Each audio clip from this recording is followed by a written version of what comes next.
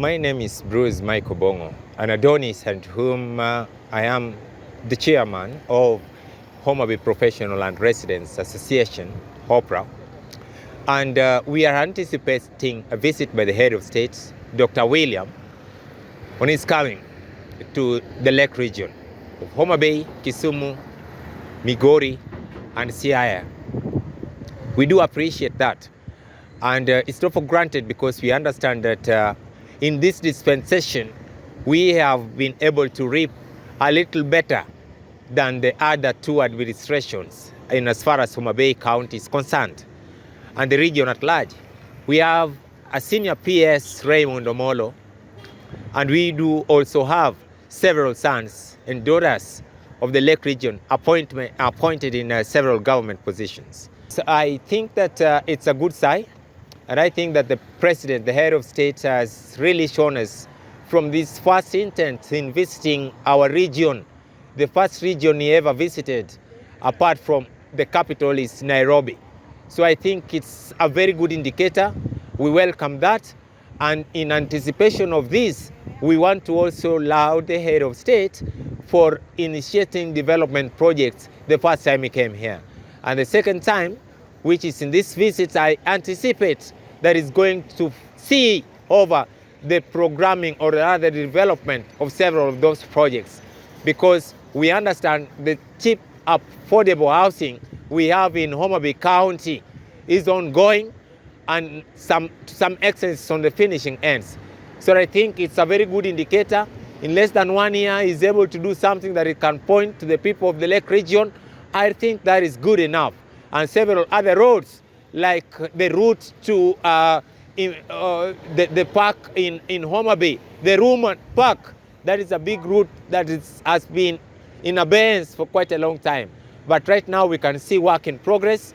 We can also see work in progress on our routes in Karachuonyo, the one to Adiedo, and several others.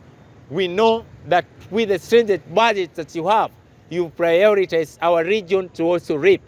We also understand the need that you have for us. The reason why you've also opened the bipartisan talks with Raila Amolo Odinga, and you've allowed us to even echo route through our MP in Homa Bay that there is need to also create another county called Suba County.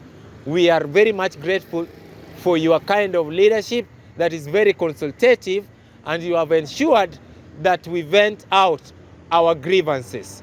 And we are anticipating that you are also going to work errands and ensure that implementation onto what is going to move Kenya forward without any alienation of any region out. So I think it is a very good sign, and we as a people are going to support you because you've come on economic agenda. That is your first interest for our region. Several other times with your predecessors, we've always seen when they come for political gains. You've started economically, we will follow you because we know this is going to trickle down into our GDP, and we are going to enjoy not only as the Luo populace, but as Kenyans at large. We anticipate more from you. You are highly welcome. And one of our own expectations is that, Mr. President, we need your tone. We need your tone of variation when it comes to the problem in Sondu. We need you to come out as a head of state. We know that right now you've dispatched a contingent of the GSU to ensure peace and tranquility, a concomitance that is going to be very effective in Sondu. We appreciate you for all those mitigating efforts. But we also know that in your stature as the head of state, if you raise your voice, then every other person is going to take it much seriously.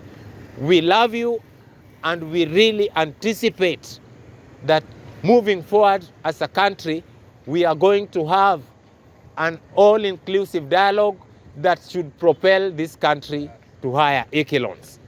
We anticipate that moving forward as a nation and as a citizenry, we are going to ensure that we hold our hands together and work so hard to ensure that all that are in for are articulated with much success without any lessening of an impact. I thank you.